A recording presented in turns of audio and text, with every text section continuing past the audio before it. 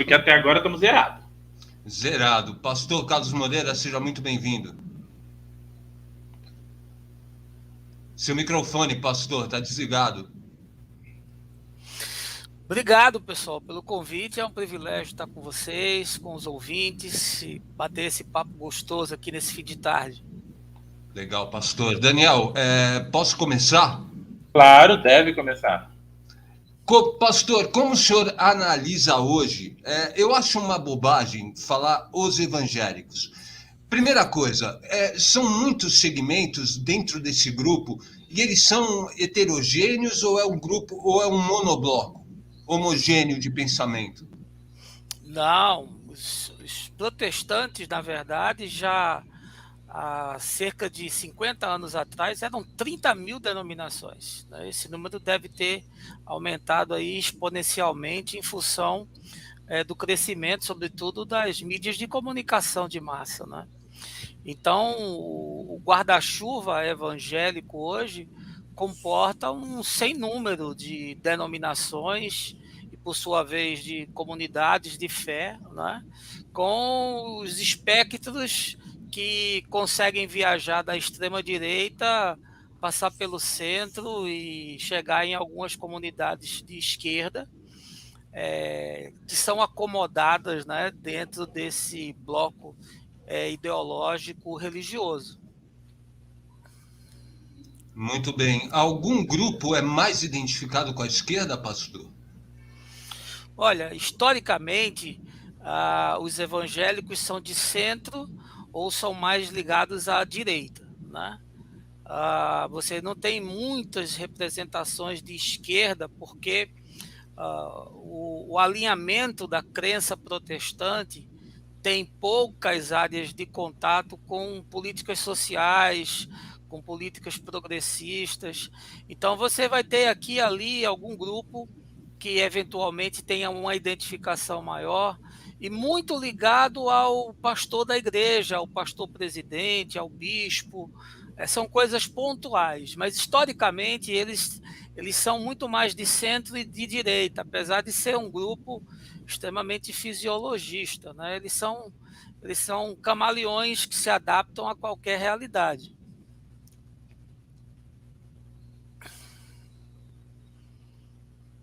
Eu não consegui te ouvir. Desculpa, perfeito. Daniel, é contigo. Pastor, isso que o senhor falou, eu acho interessante para a gente abrir um tema mais interessante antes de falarmos do assunto dos dois assuntos da semana dos evangélicos, que o senhor falou das muitas denominações que tem e do alinhamento que tem do centro com a direita e tudo. Eu queria começar com o senhor explicando para a nossa audiência uma coisa um pouquinho diferente de iniciar a história.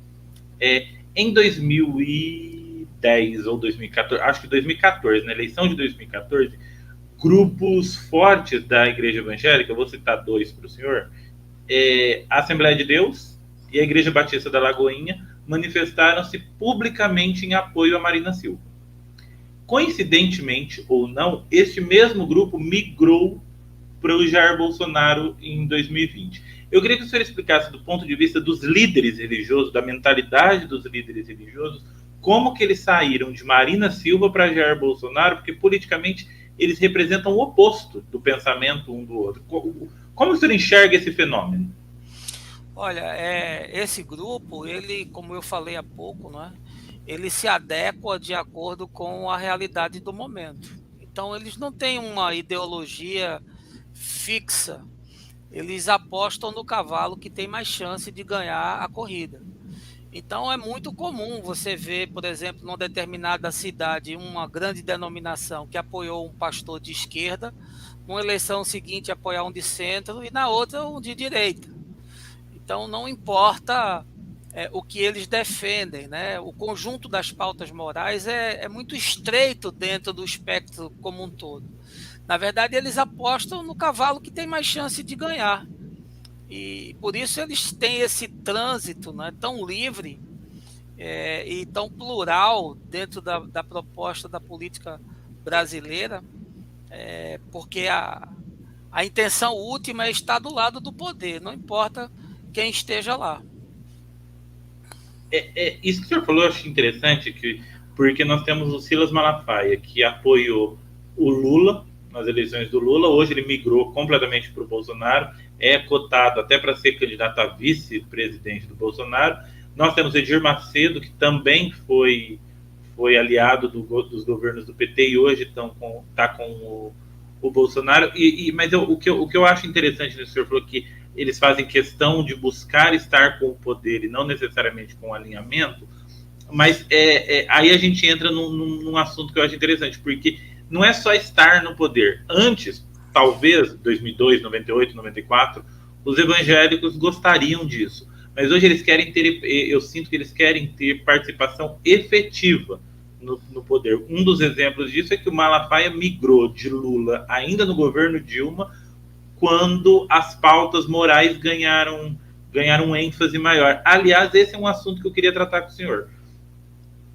O senhor acha que houve mesmo tanto avanço das pautas morais do ponto de vista social a ponto de incomodar os evangélicos? Ou por que os evangélicos ficaram tão incomodados com pautas morais? Porque eu, por exemplo, não sinto que o Brasil avançou tanto na questão da homofobia, na questão das mulheres, em toda essa questão. Eu não vejo tanto avanço em comparação com países europeus. Um exemplo que eu gosto de dar é que na Inglaterra essas pautas sequer são discutidas, os evangélicos se respeitam muito bem, não os radicais, né, mas em geral. E no Brasil, só de você criminalizar a homofobia, os principais líderes evangélicos se incomodaram. Você acha que isso mesmo foi o ponto de rompimento do apoio de pastores evangélicos ao governo do PT, ou isso foi só uma desculpa? Eu acho que existem dois fenômenos aí. Um fenômeno é o crescimento do grupo, né? E a entrada dele nas instâncias de poder. Se você pegar historicamente, os evangélicos começam a entrar na política na década de 60, ali com uma pequena representação com pastores da Igreja O Brasil para Cristo, a igreja pentecostal histórica. Depois eles começam a se organizar melhor na década de 80. Então, quando você tem a abertura ali política, você tem as diretas, eles começam a se estruturar com a Assembleia de Deus. Na década de 90, o Macedo chega com a IURD, já com um projeto estruturado. Em 89, ele compra a Record. Então, você já tem um projeto político estruturado. Hoje, a Frente Parlamentar Evangélica tem 200 membros. Eles são quase a metade do Congresso Nacional. Então, o primeiro fenômeno é que eles ocuparam espaços de poder e viram como é bom ocupar espaços de poder. Quanto isso permite a realização de um sem número de tratativas, de negociatas, de intercambiações, de conchavos, de manipulações. A outra coisa é que, não obstante as pautas que a gente gostaria de ver hoje já francamente instaladas e superadas na nossa sociedade, elas não estarem totalmente como nós gostaríamos, existe algum movimento, né, de crescimento, de melhoria, de avanço, né? Eu estava vendo recentemente uma novela da Rede Globo de quase 30 anos atrás, e percebi, né, os discursos extremamente carregados de homofobia, de machismo generalizado, né? E você vê que houve algum avanço. Não é talvez o avanço que a sociedade deseje, mas houve algum avanço. E aí qualquer terreno perdido, dentro de um conjunto de pautas morais, com grupos que são extremamente raivosos, que são extremamente ortodoxos e fundamentalistas, qualquer terreno que você perca significa uma perda muito grande. Então é preciso criar uma resistência, e essa resistência, obviamente, ela se direciona para aquele que tem a melhor oferta. Então, quem defender essa pauta que me interessa, não importa se é de centro, de esquerda, de direita, de cima ou de baixo, mas quem abraçar essa pauta, eu vou me juntar com ele. Pastor, eu vou te fazer uma pergunta um pouco direta e um pouco até meio constrangedora, porque eu não sei se o senhor tem essa resposta. Mas eu fui evangélico durante muitos anos e eu sempre tive uma curiosidade. Por quê? O Silas Malafaia é um homem rico, o Edir Macedo é um homem rico, o pastor Márcio Valadão é um homem rico, são estudados dentro do contexto deles, tudo, mas são estudados. Aí eu te pergunto, por que eles praticam esse radicalismo da homofobia, essa crença fundamentalista, eles exploram desse jeito, em que as pautas das minorias prejudicam esses líderes evangélicos, que eles não abrem mão delas? Olha, primeiro porque a religião ela propõe, né, de certa forma, todo um processo de autojustificação, né, do indivíduo se tornar a pauta moral da sociedade. Então, esse grave equívoco do sujeito religioso que imagina que pode ele próprio construir, né, o seu caminho de salvação com Deus, atrai uma legião enorme de pessoas que imagina que precisa fazer alguma coisa para agradar a Deus. A proposta do Evangelho é justamente o oposto. Tudo já foi feito, você não pode fazer nada, você não tem condições de fazer nada. E, obviamente, esses indivíduos, eles abraçaram, né, esse tipo de proposta em função do alcance de massa, né, porque você perceba que essas denominações elas deram saltos quantitativos absurdos, se tornaram verdadeiros impérios. Quem é Silas Malafaia 40 anos atrás? É ninguém. Eu tenho uma foto dele tocando na banda da Assembleia de Deus. Quem era Edir Macedo há 40 anos atrás? Era ninguém. Quem são esses caras hoje? São homens que sentam com o presidente da República e que influenciam decisões. E, obviamente, não sentam só com o presidente da República, sentam com ministros, sentam com o executivo, sentam com o legislativo, sentam com o judiciário, sentam com o empresariado. Então, abrir mão, né, de uma prerrogativa como essa é impensável. O poder fascina. A religião tem essa capacidade de tornar o indivíduo uma potestade, né? De elevar o sujeito a uma dimensão que muito provavelmente ele não conseguiria em outras instâncias.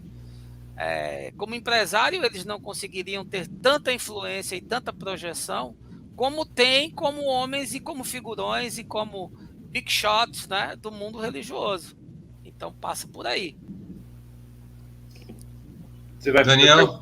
Cássio, pode perguntar, pode falar. Vamos lá. Pastor, eu queria apresentar aqui para o senhor uma pesquisa que mostra a aprovação do presidente Bolsonaro, segundo uma pesquisa da Quest. Queria comentar com o senhor essa pesquisa. Opa, aqui. Podemos ver que... Aqui. Não, aqui é a região. Região, vamos na religião.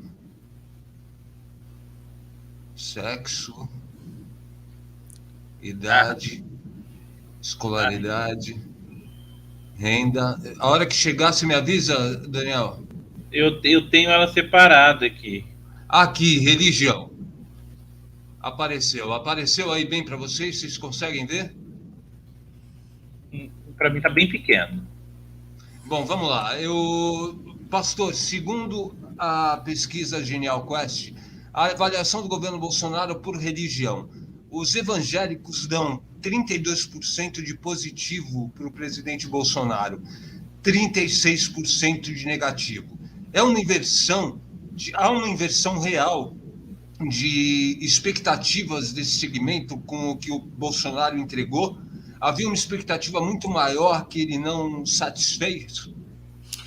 Com certeza, né? Você teve uma fuga grande de apoiadores em função do desastre em todos os sentidos, né? Político, econômico, social, científico, de tudo que foi apresentado, né, nesses 3 anos de governo.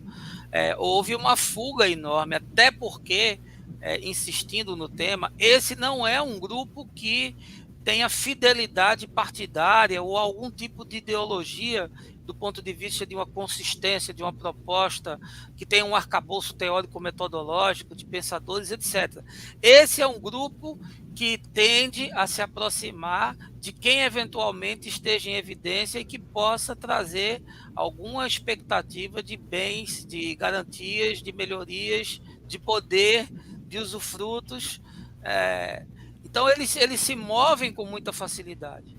Essa perda que houve, né, muito provavelmente ela se dá primeiro nos segmentos das igrejas históricas, né, que possuem um público mais escolarizado, mais intelectualizado, e que começou a perceber, né, a grande derrocada e a incapacidade, o apagão completo de gestão do governo. Então, esse grupo, provavelmente, se a pesquisa fosse mais aprofundada e houvesse mais filtros, você perceberia que as denominações históricas e as denominações mais ligadas àquele protestantismo histórico foram as que mais, talvez, provavelmente, migraram esse apoio. E os neopentecostais, que hoje é a grande massa representativa de evangélicos no Brasil, que são aqueles justamente menos escolarizados, são aqueles que são mais facilmente manipulados pelos seus gurus, né, pelos seus pajés, pelos seus pseudo-sacerdotes. Então, essa massa ainda mantém de alguma forma o apoio. Mas a tendência é que isso desidrate um pouco mais. Eu acho que ele vai chegar na eleição, muito provavelmente, entre 20% e 25% de apoio desse grupo aí. Eu acho que ele desidrata ainda mais. Porque a situação do país vai se deteriorar mais ainda. Eu tenho uma pergunta que não é do seu grupo, é a visão que o senhor tem dos evangélicos. Sem Bolsonaro, os evangélicos vão para um candidato massivamente ou devem se espalhar? Olha, depende de quem tem as chances. Então, eu acho que uma parte vai migrar para o Moro, porque vai vir com um discurso bem parecido, né? E foi uma figura que teve exposta na mídia durante muito tempo e é uma espécie de um paladino da justiça. A religião adora messianismos, né? A religião adora essas figuras iconoclastas que surgem como salvadores, libertadores, e de reputações ilibadas e de currículos que são insuspeitáveis. A religião adora essas coisas. Então, há uma grande chance de ter uma fuga para o Moro e aguardar como é que vai ser o desenho da composição do cenário um pouco mais na frente, porque volta aquela história de apostar no cavalo que tem chance de vencer, né? A grande massa evangélica é amorfa do ponto de vista do pensamento. Então, é o que dentro das igrejas se chama voto de cajado. Eles vão votar naqueles que os seus líderes indicarem, porque eles vão ser ungidos por esses líderes. Então, Deus nos mostrou que o fulano que é a representação da nação. Como o Bolsonaro foi lá, se ajoelhou aos pés do Macedo, o Macedo ungiu ele. Isso não é coisa nova. A religião está ungindo políticos, reis, né, desde sempre. Olha para a Idade Média e você vai ver esse casamento da igreja com a religião não é coisa de agora. Esse fenômeno vem de muito antes. No Império Romano, César era o deus religioso e a figura política. No Egito, o faraó concentrava a sua totemização política e a sua figura religiosa. Nada disso é novo. É um fenômeno antigo com uma embalagem moderna. Mas é bem provável que essas definições elas só venham no primeiro semestre do ano que vem, porque o cenário ainda é muito incipiente, né, para a gente fazer alguma projeção. As coisas ainda estão se arrumando, né? Eu apostaria que a gente vai ter uma definição em termos de números estatísticos aí até o primeiro semestre do ano que vem. Do ponto de vista... Cássio, eu vou perguntar isso, porque eu acho que isso você quer saber. A nossa audiência que começaram com as participações, muito legal, mas continuem, porque a gente está abaixo ainda, bem abaixo do que precisa. Também quer saber, pastor, eu tenho uma pergunta muito direta, muito clara em relação a isso. O grupo do Silas Malafaia eu acho mais difícil, mas o Silas Malafaia é pastor de uma igreja, ele não é pastor de uma organização grande como são as igrejas batistas e como é a Assembleia de Deus. Ele é de um grupo só, se eu não estiver equivocado. Pensando do ponto de vista do grupo como um todo, existe alguma possibilidade da gente chegar no ano que vem e as batistas, a Associação das Batistas e a Assembleia de Deus entregarem apoio ao Lula, ou não existe essa possibilidade? Nem a Assembleia nem Batista vão com o Lula de forma alguma? Olha, talvez como movimentos assim pontuais aconteça. Eu não acredito num apoio maciço, tá? Até porque batistas, por exemplo, você tem que fazer uma separação entre aqueles que fazem parte da Convenção Batista, que é uma organização, e aqueles que usam o nome Batista em função de uma identificação com a doutrina batista, mas não fazem parte da organização. E são milhares os que usam o nome Igreja Batista alguma coisa e que não tem qualquer ligação com a convenção. Então, eu acho que o Lula vai conseguir apoio, porque você tem alguns pastores importantes que estão apoiando o Lula, um teólogo respeitado, que tem bons serviços prestados, né, na causa do evangelho, que é o Ariovaldo Ramos, por exemplo, é um cara que apoia o Lula abertamente, né? Então, eu acho que ele vai atrair, talvez, alas mais progressistas. Mas eu não acredito que seja um apoio assim muito substancial. Eu acho que o apoio substancial, esses caras se comem nos bastidores, mas eles se juntam para defender certas causas. E eles vão se juntar na hora H para tentar apostar nesse cavalo que tiver mais chance de vencer, né? Ou ao menos de ir ao segundo turno, porque se o cara vai ao segundo turno, ele vai fazer lá uma série de acordos, uma série de negociatas, e de alguma forma eles vão ter algum tipo de privilégio lá na frente. Então, tudo é o toma lá da cá, tudo é em função do benefício e é dando que se recebe, entendeu? Entendi. O Cássio falou que a gente arrecadou R$30. Eu vou pedir para vocês continuarem fazendo a doação enquanto eu faço uma outra pergunta. Eu estou fazendo várias perguntas diretas de temas políticos, e essa eu acho que a gente fala muito sobre o que o Lula fez no Brasil, Cássio, que tirou milhões de pessoas da fome, que fez a reforma agrária, como ele postou no Podpah, e o Lula é um dos que gosta de defender. Ele fala que o orçamento tem que ser fatiado, tem que ter espaço para os empresários, espaço para o pobre, espaço para mulheres, espaço para gays, espaço para LGBT, espaço para todo mundo. Eu vou perguntar diretamente para o senhor, pastor, enquanto um representante dos evangélicos, não é a sua opinião, mas como o senhor enxerga historicamente isso. O Lula foi um bom presidente para os evangélicos? O Lula foi um bom presidente para o Brasil. E os evangélicos são brasileiros, né? Então, se você pensar do ponto de vista de benefícios sociais, econômicos, culturais, né, científicos, oportunidades, etc., é impossível, por mais ideologizado que o indivíduo seja, se ele raciocina um pouco e se ele não teve um apagão de memória, ele vai ter que reconhecer os avanços enormes que houveram no país. Não obstante, terem acontecido problemas também. Isso faz parte da democracia, né? Agora, que muitos desses que estão aí se beneficiaram do governo do PT, isso não tenha dúvida, né? Muitos desses que hoje cospem na cara do Lula estavam abraçados com eles. É só você pegar as fotos. Esses caras são papagaio de pirata. Eles estão abraçados com todo mundo. Eles sempre dão um jeito de se aproximar e de tirar vantagem, né? E eles, obviamente, foram beneficiados, porque o país foi beneficiado, né? Você tem que se lembrar que a máquina que move uma igreja é dízimo, tá certo? Isso é um cassino, isso é uma organização caça-níquel. Esses caras vivem de grana, não é outra coisa. Eles não têm nenhuma preocupação com projetos sociais, nada, são coisas pontuais, marginais, só para coisa para gringo ver. Eu sei porque eu andei no intestino desse monstro mais de 30 anos. Eu sei como o jogo é jogado. Então, se você tem um país que economicamente ele está melhorando, o pobre está podendo fazer faculdade, está tendo um emprego melhor, está tendo mais chance, está estudando mais, e estudando mais ele consegue ter um emprego melhor, e com um emprego melhor ele ganha mais, ele dizima mais. Entende? O funil último da coisa é a grana. Então, se o cara melhora economicamente, ele contribui mais. O Macedo, que historicamente só investia em igrejas C e D, do público C e D, em zonas de pobreza, começou a abrir igreja nos jardins, começou a abrir igreja em bairros de classe média alta, atraindo empresários. Então, por que houve essa migração de público? Porque as pessoas começaram a ganhar mais. O cara que era da classe C virou B, o cara da D virou C. E quanto mais esses caras recebem, mas eles investem e eles divulgam uma doutrina baseada na troca, na negociata. Põe aqui que Deus vai te devolver. Então não tem pior negócio que você fazer negócio com Deus, cara.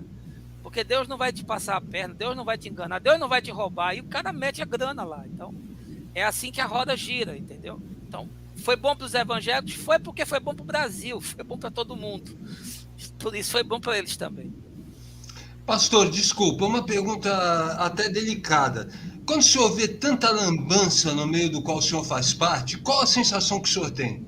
Eu não faço parte, eu me desliguei do movimento evangélico há 8 anos. Não tenho nenhum vínculo mais com esse grupo. tive um dia quando entendi que ele representava verdades das Escrituras Sagradas, princípios do Evangelho que Jesus ensina, mas quando entendi que eles estavam sistematicamente se afastando disso, se tornando uma hidra, uma besta, um monstro, eu me desliguei do movimento. Então, eu não tenho qualquer vínculo com esse grupo, apesar de historicamente ter feito parte durante muitos anos, mais de 3 décadas da minha vida. Mas hoje não tenho qualquer ligação com eles. Então, estou muito confortável de estar conversando com vocês de forma franca e aberta, porque eu conheço bem, eu conheço os atores, eu sei como a coisa funciona, eu sei como a engrenagem gira, eu sei como teologicamente eles constroem os sofismas e os enganos, tá certo? Mas eu já pulei fora desse trem já faz bastante tempo. Desculpa, Daniel, só mais uma perguntinha. E o senhor recomendaria a quem ainda está nesse meio que também tivesse um momento de iluminação e saísse, ou o senhor acha que cada um é cada um? Olha, se o sujeito faz uma leitura da Bíblia com o mínimo de coerência possível, ele não deveria estar hoje dentro de nenhuma instituição no Brasil, nenhuma organização religiosa. Eu acredito que o cristianismo é uma religião em processo de falência. No mundo todo, só no Brasil a gente tem esse fenômeno ainda. Mas a gente vai experimentar com um delay de 10, 15 anos o que aconteceu na Europa. Eu fui na Inglaterra e as catedrais viraram boate, viraram cafeteria, viraram livrarias. Esse fenômeno de um continente que enviou missionários para o mundo inteiro vai acontecer aqui também, com um delay de anos, como outros fenômenos históricos, culturais, econômicos, religiosos aconteceram. O cristianismo agoniza no mundo inteiro. Eu fui na Catedral de Westminster, na Inglaterra. Quando eu entrei, pensei que eu estava num campo de algodão. Só tinha pessoas de cabelo branco. Você não tinha um jovem dentro da igreja. Então, a fuga é uma coisa assustadora. Por quê? Porque a religião não convence mais. O poder das mídias de comunicação e das redes sociais colocou diante da cara de todo mundo coisas que eram guardadas a 7 chaves. Isso está a Igreja Católica. Você veja aí o Papa, que é um homem bom, um homem santo, um homem piedoso, tentando tapar esse queijo suíço. Você vê na França agora aí a pedofilia, 300 mil crianças abusadas. Como que você vai esconder um troço desse? Antes da década antes de 95, 96, quando a internet entrou no Brasil, isso era um escândalo que ficava lá localizado. Quem lesse o Le Figaro ia saber, quem lesse a Folha ia dar uma notinha lá. Hoje o cara mete na mídia, meu amigo, milhões de pessoas veem. Então, é um processo de desconstrução acelerado. Hoje, os movimentos que têm alguma coerência com a fé cristã e com o evangelho, conforme Jesus ensinou, estão em grupos marginais. Estão fora desses ajuntamentos, dessas catedrais, desses edifícios, desses conglomerados custosos, nababescos, enriquecendo esses coronéis de religião. Estão fora, estão em encontros singelos, em lugares pequenos, estão nas praças, nos parques, completamente dissociados dessa coisa que está aí. Esse monstro que está aí não tem nada a ver com Jesus de Nazaré, que não era cristão, diga-se de passagem. Judeu. Judeu. E que nunca propôs o cristianismo como oferta religiosa. O cristianismo nasce em Constantino, ali no século III para o IV. E aí deixa de ser um movimento de homens e mulheres simples e se torna uma organização religiosa.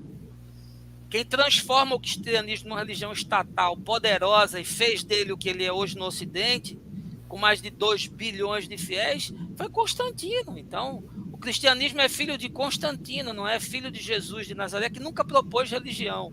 Pelo contrário, desmontou o judaísmo em todas as suas instâncias e prerrogativas teológicas. Jesus desmonta, desconstrói e propõe uma coisa muito mais simples e diz para as pessoas comuns: olha, vocês podem ter acesso a Deus porque as portas estão abertas, sejam bem-vindos, porque o Pai quer receber todo mundo. E o templo é o seu corpo, né? Também Jesus disse isso. Sim. E aí você perceba a dissincronia entre o que Jesus ensina, quando ele fala para a mulher samaritana, que pergunta para ele: olha, mestre, onde é que a gente deve adorar? Porque nós, samaritanos, adoramos o templo que está no Monte Gerizim. Vocês, judeus, adoram o templo que está em Jerusalém. Aí Jesus quebra toda a construção da geografia sacralizada e disse, nem Gerizim, nem Jerusalém. Porque Deus está agora em busca de gente que adore Ele em espírito. É uma consciência de adoração, não tem mais nada a ver com pedra, não tem mais nada a ver com lugares sacralizados, pseudo-imantados, nem com indivíduos escolhidos, gnósticos, com um conhecimento elevado. Nada a ver com isso. O Pai está à procura agora de gente simples, comum, que levanta as mãos no meio da rua e fala com ele sem qualquer imbróglio, entendeu? Essa é a proposta do Evangelho. Compara isso com o que o cristianismo está oferecendo para as pessoas, que faz até a gestão de quem pode tomar a ceia e quem não pode tomar a ceia. Você imagina um negócio desse, não é? Muito bom. Pastor, eu tenho, dentro disso que o senhor falou, chegou num assunto que eu não sei qual dos dois eu vou tocar primeiro, se o mais histórico ou o mais atual, mas eu vou trazer para o histórico rapidinho, que isso que o senhor fala sobre quem pode tomar ceia, quem não pode, de que eu vou contar uma experiência pessoal minha que a audiência adora. Eu fui batista do ano no 1998 a 2007. Só batista. Antes eu fui pentecostal. Então, mas eu era criança, né? Então eu fui batizado na Igreja Batista, eu tenho profundo laço com a Igreja Batista, fui em alguns congressos da Batista da Lagoinha, e eu tinha uma pessoa que eu conhecia, que ela não conversava com uma colega de trabalho, e ela não pisava em determinadas calçadas da cidade, porque por conta da religião dessas pessoas que, segundo ela, Deus havia revelado que eram pessoas satanistas. É nisso que eu quero chegar. E isso era uma coisa muito das paredes da igreja, e hoje isso ganhou voz. Você vê templos espíritas sendo apedrejados, milicianos que são evangélicos, que proíbe a entrada de outras religiões. Só que minha avó, minha bisavó, na verdade, que era evangélica, quem me levou para a igreja, ela me conta que nos anos 40, 50, os evangélicos no Brasil eram patinhos feios, eles eram perseguidos, eles sofriam bullying.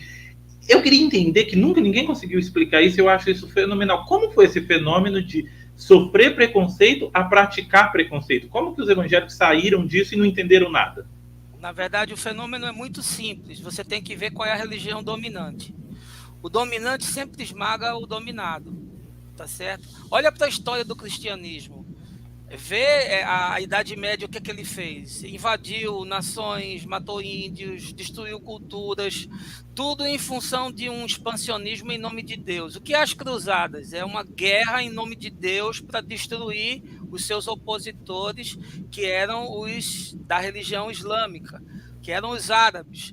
Então, sempre aquele que tem o poder, aquele que está na supremacia, vai esmagar aquele que está embaixo. Os protestantes no Brasil, eles começam a fazer a virada numérica ali na segunda metade do século XX.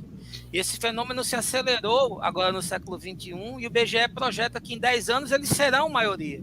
Então, eles farão o mesmo que outros fizeram no passado. A gente corre um risco grande de ter um ayatolá evangélico na presidência. Tudo aponta para um aparelhamento ideológico do Estado, que deveria, por teoria, ser laico, para esse tipo de perspectiva. E se você olha do ponto de vista histórico, todas as religiões fizeram isso, contra os outros, né? Contra aqueles que eram minoria. Impuseram as suas leis, os seus estatutos, as suas crenças. Isso não é uma prerrogativa do cristianismo, né? Você veja o fundamentalismo islâmico faz a mesma coisa, não suporta, não tolera a crença do outro. O comunismo faz a mesma coisa, persegue, esmaga, mata, fecha templo, para que a sua ideologia seja a ideologia supremacista vigente. Então, esse é um fenômeno histórico humano, político-religioso, não é uma prerrogativa de um grupo, desse grupo ou daquele grupo. Historicamente, sempre aconteceu isso, é só a gente olhar o fenômeno do ponto de vista longitudinal, né? E agora, o pastor, chegou num ponto que eu acho importante, que agora é um tema mais polêmico. Eu vou fazer um meia-culpa. Aqui eu sei que a nossa audiência, o senhor já fez algumas críticas, o Cássio tem algumas críticas, mas eu vou fazer uma meia-culpa aqui. Eu acho, quando as pessoas, em geral, fazem críticas ferrenhas e falam que não compreendem como as pessoas aceitam essas orientações de pastores. Isso me deixa um pouco chateado, porque eu vivi lá dentro e sei como funciona uma igreja menor, em cidades menores. Eu não sei a estrutura grande, mas o que eu quero chegar no senhor é o seguinte. Por exemplo, eu fui uma criança, um adolescente, que eu era muito magro, então eu era muito tímido, eu sofria bullying na escola, e a igreja me abraçou como família mesmo. Me abraçou, e eu vi casos de pessoas que passavam fome, e a igreja estruturou toda a família. Isso a gente vê em favelas, em morros, a igreja entra onde o Estado não entra. E por isso, eu penso que por isso que eles têm essa forte influência sobre as pessoas, porque como o homem que coloca um prato de comida na sua mesa vai dizer para você votar numa pessoa que aquela pessoa é de Deus, e você vai falar não. Até que ponto pastores menores, não superstars, pastores que vão em morros, usam da religião para manipular as pessoas, e até que ponto essa ajuda é de boa vontade mesmo? Porque eu falo isso porque eu não sei medir, porque, por exemplo, eu fui recebido como parte da família, mas a partir do momento que eu não tive o comportamento que eles queriam que eu tivesse, eu fui isolado. Então eu acho isso complicado. Você tem que entender que toda religião ela vai propor, né, um manequim, uma alta costura religiosa, né? É meio que uma indústria de bonecos. Então, se você se adequa àquele manequim, ok, você faz parte da confraria, você é bem-vindo, a gente te ama, a gente cuida de você. Mas, se você não quiser ser igual ao nosso boneco, ao nosso modelo, então aí você vira inimigo. Então, aí, do jeito que você foi recebido, você também é expurgado, né? Agora, tem gente séria aí, poxa, mas tem muito pastorzinho que você nunca ouviu falar, gente fazendo a obra de Deus, gente solidária, gente que está nas favelas, que está no sertão, que está nos bolsões, nas cracolândias da vida, os anônimos, tem muita gente boa. E esses caras não fazem parte do staff. Esses caras não estão no board, não estão no establishment. Por quê? Porque os que estão são os caras com muito poder de manipulação. São os caras sanguinários do ponto de vista da volúpia, do poder e da grana. São os caras pensantes, com muito poder de influência e com uma oratória muito sofisticada, né, com uma formação muitas vezes até invejável, que tem o poder de manipular as massas. Esse carinha que tem uma igreja com 50 pessoas na favela, deixa ele lá, ele todo mês manda 10% da arrecadação pra gente. Esse cara tá comendo vidro lá, entendeu? Mas você nunca vai ver um cara desse lá em cima, no conselho, tomando decisões e fazendo a engrenagem toda funcionar, porque ele é uma figura marginal, entendeu? E tem muitos, mas é óbvio que tem milhares, né, desses pequeninos que eu, como sou um discípulo de Jesus e acredito na ressurreição, um dia quando estiver diante do Senhor, vai dizer, olha, esse cara vai sentar do meu lado, mas quem é esse cara que ninguém nunca viu, ninguém nunca ouviu falar, nunca teve nenhuma, não tinha foto no Instagram, o que esse cara fez? Vai mostrar lá, e o cara cuidou dos pobres, amou os órfãos, cuidou dos drogaditos, abriu as portas para os aflitos, recebeu e tratou bem todo mundo, independente de gênero, crença, raças. Cara, esse cara vai sentar do lado de Jesus. E eu que sou um pastor com, sei lá, um mínimo de conhecimento, vou estar lá na rabeta da fila, porque não fiz um décimo ou um centésimo do que esse cara fez. A verdade é essa. E eles estão fazendo a obra de Deus sem qualquer highlight de mídia social. E são esses a quem Deus mais ama. Porque esses estão servindo a Deus no próximo. Você quer saber o que é o Evangelho? É amar a Deus no próximo. Aliás, o próximo é o único lugar onde Deus pode ser amado. Não existe outro. O sujeito vai lá para a catedral, levanta as mãos, faz trimelique, chora. Que não tem nada a ver com Deus. Você quer saber como é que eu amo a Deus? Amo a Deus no outro. O altar onde eu sirvo a Deus é o outro. Se o cara não entendeu isso, ele não entendeu nada. Ele tem que começar tudo de novo. Porque ele só entendeu o cristianismo, mas ele não entendeu o evangelho. Que maravilha, pastor. Muito bom. Cara, hora... Desculpa, Daniel. Eu tenho um desafio para você. Nossa audiência hoje está boa. Eu fiz a conta aqui. 25 centavos de cada pessoa a gente bateu a meta. Porque até agora, meu amigo, estamos bastante longe da meta Eu diria que estamos a R$ 250 distantes da meta. Mas, enfim, estamos aqui, vamos continuar na conversa e temos esperança. Temos certeza que a galera vai começar a prestigiar ainda mais a live, que está muito legal. Levi Alves de Lima manda para a gente. O neopentecostalismo faz uso do Antigo Testamento para defender as pautas morais, homossexualismo e etc. E não o Novo Testamento. Ele pergunta para o senhor, pastor, segura a pergunta para responder tudo junto, tá? Uma outra pergunta. Pastor, eu venho observando há anos que os segmentos fundamentalistas dos evangélicos estavam promovendo a guerra santa por meio da política. Hoje já acho que a situação é mais perigosa ainda. O Samuel Oliveira diz que a gente deve pesquisar sobre o dominionismo. Yara Jamal, na Igreja do Nazareno, aprendi que é errado usar o púlpito como palanque político. Não se misturavam assuntos. Muito bem, são essas as perguntas. A gente espera ainda que vocês nos deem bastante trabalho mais. É o dízimo do DCM, como diz aqui o Robô Retrô. Pastor, lembra das perguntas para responder? Então, a primeira foi sobre o Velho Testamento e o Novo Testamento, né? Muito empregado pelo movimento neopentecostal. Isso. Existe uma tendência, né, de todo grupo que é radical, ele se apropriar muito do Velho Testamento, porque o Velho Testamento é onde está a lei. A lei mosaica é um conjunto de prescrições, de regulamentos, né, que indicavam o modo do indivíduo de viver. E aí, quando vem Jesus propõe uma espiritualidade de consciência, né, de liberdade. Ele fala, se vocês conhecerem o Filho, vocês vão ser livres, né? Até um versículo que se apropria muito aí no governo, né? Conhecereis a verdade vos libertará.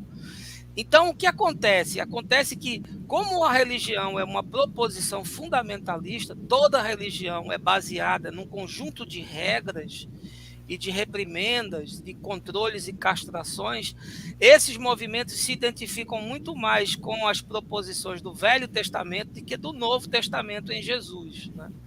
E o pior do que isso é eles tentarem fazer uma organização entre o Deus do Velho Testamento e o Deus do Novo Testamento, porque eles são irreconciliáveis. Então a coisa fica esquizofrênica a níveis extremos. Porque o Deus do Velho Testamento manda matar, manda destruir. Você tem um mundo bárbaro, né, baseado em guerras. Então, o sujeito que está escrevendo a teologia do Velho Testamento, ele não pode escrever de outra forma, porque ele vive naquela cultura. Aquele é o mundo dele. Mas não é o mundo do Novo Testamento, que já tem um outro tipo de cultura, né? E aí você vê Jesus dizendo, ame os inimigos, dê a capa que pedir. Então, tentar organizar na cabeça do sujeito religioso, harmonizar o Deus do Velho Testamento com o Deus do Novo Testamento é uma coisa impossível, ele fica esquizofrênico, né? Então, por isso, quanto mais religião, mais regras. Os fariseus, para você ter uma ideia, acrescentaram 600 tradições à Torá de Moisés. A Torá de Moisés já era impossível de ser cumprida. E os caras botaram mais 600 prescrições em cima disso. Você imagina o que ficou.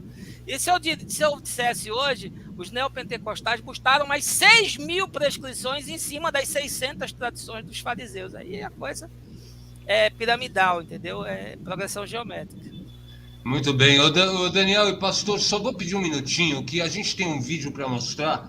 E eu aproveito para avisar a todos do chat que uma forma de colaborar também com o DCM é prestigiar os nossos parceiros. Um dos nossos parceiros é o Eduardo Moreira, que está sempre aqui com a gente. Tem uma promoção muito bacana, um link para você se inscrever no ICL, o Instituto Conhecimento Liberta. E o Eduardo vai dar um curso no dia 16 de dezembro. Vamos ver. Fala, turma do DCM. No dia 16 de dezembro, às 8 horas da noite, a gente tem a nossa última aula aberta do ICL. E uma aula incrível, porque é com um dos maiores cientistas do mundo. E não sou eu que estou dizendo. Ele é uma das pessoas mais premiadas no mundo. Na pandemia ficou muito conhecido porque acertou todas as suas previsões na crava. Estamos falando de Miguel Nicoleles, ele que escreveu esse livro, O Verdadeiro Criador de Tudo, e é o tema dessa aula. Nessa aula ele vai mostrar como o cérebro humano concebeu o universo dessa maneira como a gente vê o universo hoje em dia. Uma aula incrível, incrível, incrível, que ninguém pode perder. Se vocês não estão inscritos, clique no link aqui em cima ou aqui embaixo e se inscrevam agora, gratuitamente. Demora 10 segundos e você já está inscrito. Faz agora. Se já estão inscritos, fica atento nos seus e-mails, naquela caixa spam, lixo eletrônico, outros, porque muitas vezes é aí que chega o e-mail e as pessoas perdem porque não estão atentas, tá bom? Então a gente se encontra no dia 16 de dezembro, às 8 horas da noite, para assistir essa aula que vai ser histórica. Um abraço!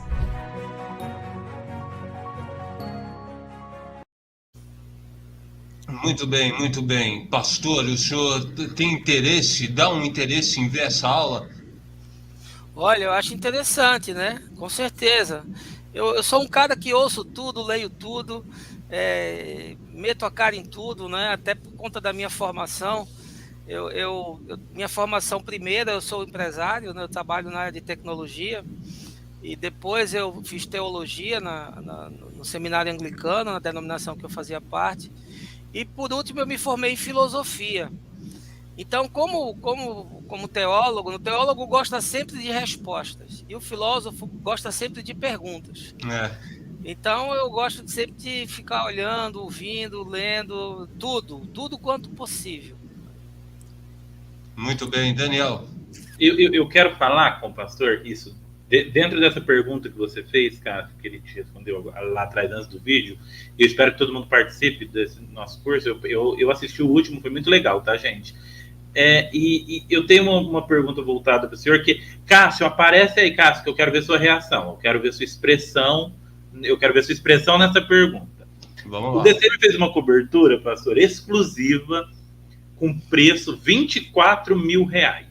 Vou perguntar para o senhor pagaria R$24 mil para estar onde Jesus esteve com Silas Malafaia por Dubai? Mas nunca. Pô, peraí, pastor, começa que Jesus não foi para Dubai, né? E a gente quer entender isso. Como que Silas Malafaia levou Jesus para Dubai? Se o Silas Malafaia me pagasse R$24 mil para eu ir lá com ele para Dubai, ainda assim eu não iria. Agora, nos explique do ponto de vista histórico. Existe alguma ligação porque ele vai levar para Jerusalém e para Dubai? Tem como explicar durante essa visita com evangélicos para Dubai que Jesus passou por ali? Olha, você sabe que esses caras eles adoram pedras, né? Então não é só o judeu que fica lá naquele pedaço de muro batendo a cabeça, não. Você tem ruínas do mundo antigo em todos aqueles países, a Turquia, Grécia, Israel, né, no Irã, no Egito, você tem fragmentos da história da religião no mundo, né? Então o cara ele consegue ali pegar na arqueologia bíblica, né, e dizer, olha, Abraão um dia ele desviou o seu caminho e botou o pé em Dubai. Pronto. Então, já com isso aí, ele já justificou, né, fazer uma parada em Dubai para ver a bota de Abraão que ficou lá gravada numa pedra, entendeu? Volta aquilo que eu falei do culto a monumentos, culto a espaços. Isso começa logo após a morte dos apóstolos, né?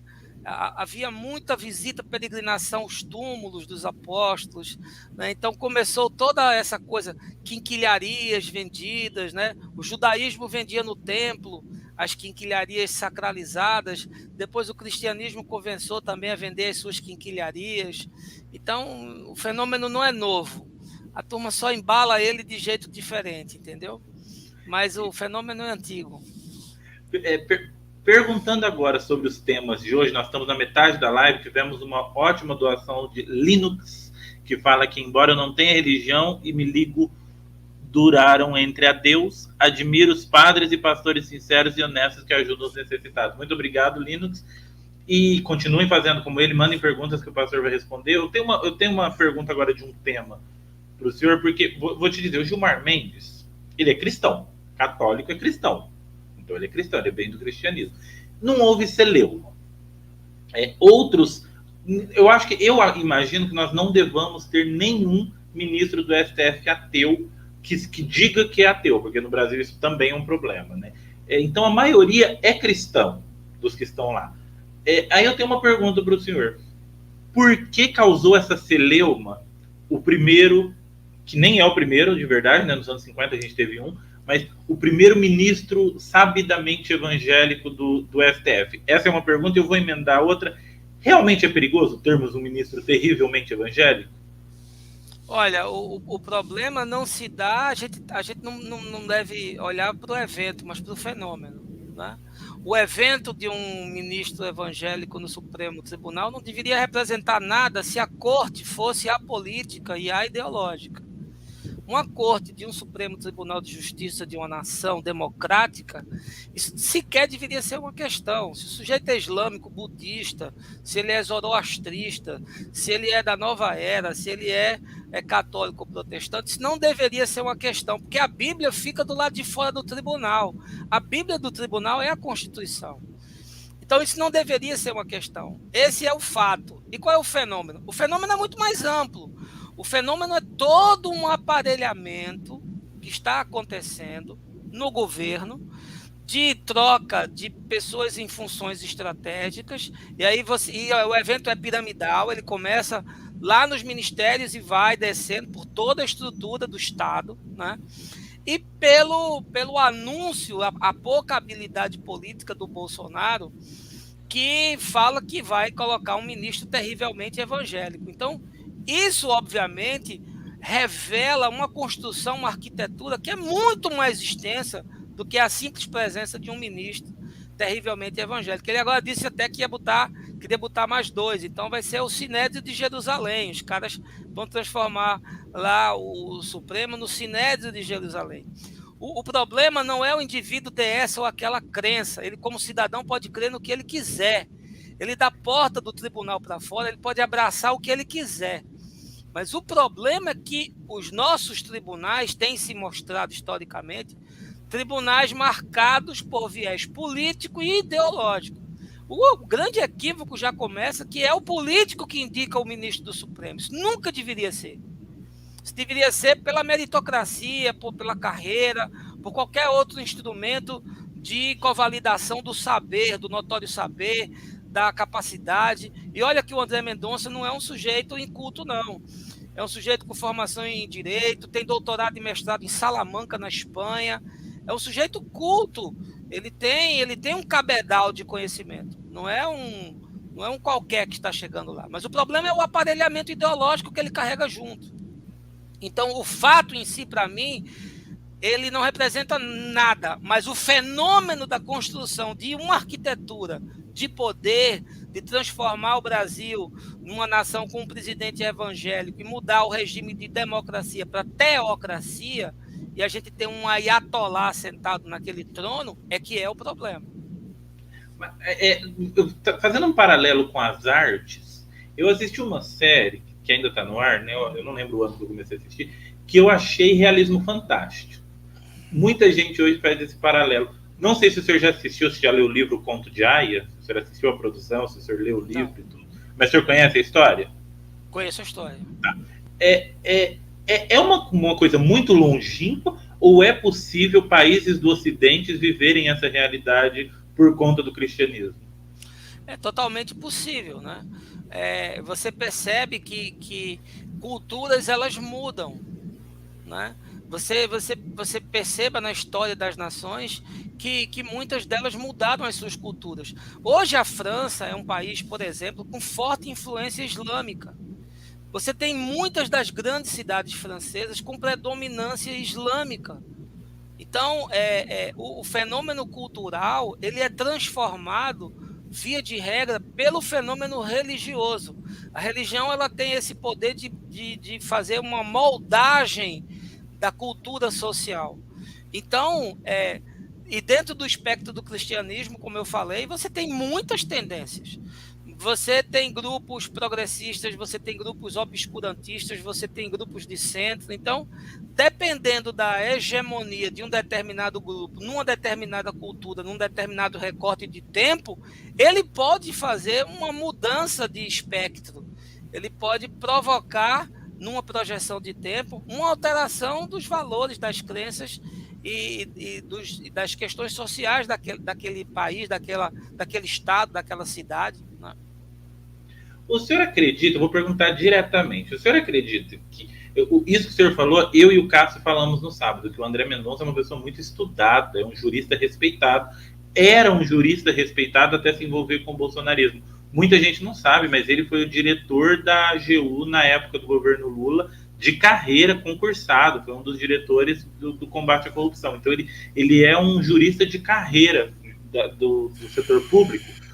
E aí eu tenho essa pergunta. Vamos imaginar uma pergunta sobre o casamento civil entre pessoas do mesmo sexo. O senhor acredita que ele vai se pautar mesmo pela religião? Olha, ele disse que não na sabatina do Senado, né? Ele disse que não.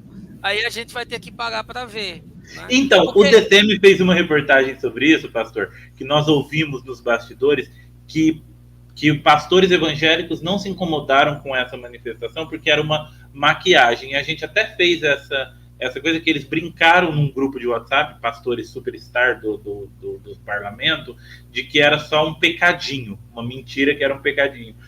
O casamento civil entre pessoas do mesmo sexo não pode para o cristianismo, mas a mentira pode? Pois é, então o que tem? Todo texto, seja jurídico, seja religioso, ele cabe à hermenêutica. A hermenêutica é a cadeira, né? E são as técnicas que permitem que você interprete um texto. Então, diante da Constituição, assim como diante da Bíblia, se você me der uma Bíblia com ela nas mãos, eu faço a doutrina que você quiser. Eu ponho você no céu, ponho no inferno, ponho no purgatório. Eu construo uma doutrina de direita, de esquerda, de centro. Eu me torno liberal ou fundamentalista, ou ortodoxo, porque o texto cabe em interpretação.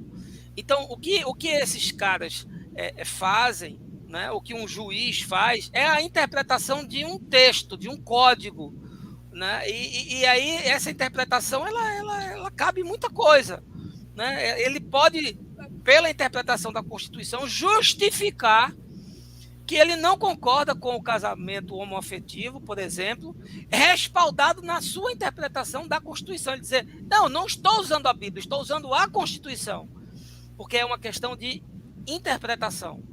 Então, é pagar para ver, né? Até onde ele está disposto a abraçar a Constituição, que é o seu dever como magistrado, ou deixar que a Bíblia interfira na sua decisão como jurisprudência do direito, o que seria uma coisa inaceitável, mas que na prática acontece. Muito bem, Daniel. Posso fazer uma pequena provocação ao pastor? Pode.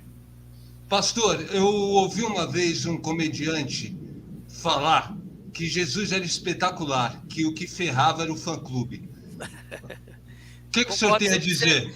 Concordo 100% com ele.